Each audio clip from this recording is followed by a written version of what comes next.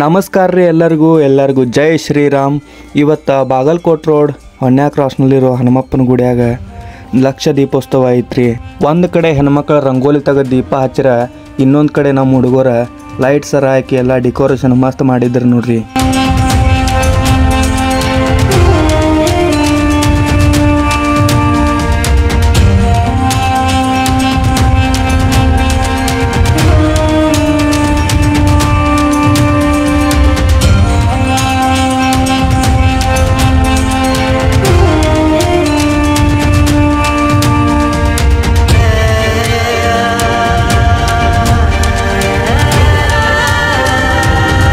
ಪ್ರತಿ ವರ್ಷ ಮಾಡುವಂಗ ಈ ವರ್ಷನೂ ಫುಲ್ ಜೋರ್ದಾರಾಗಿ ಲಕ್ಷ ದೀಪೋತ್ಸವ ಮಾಡಿದಾರೆ ನೋಡ್ರಿ.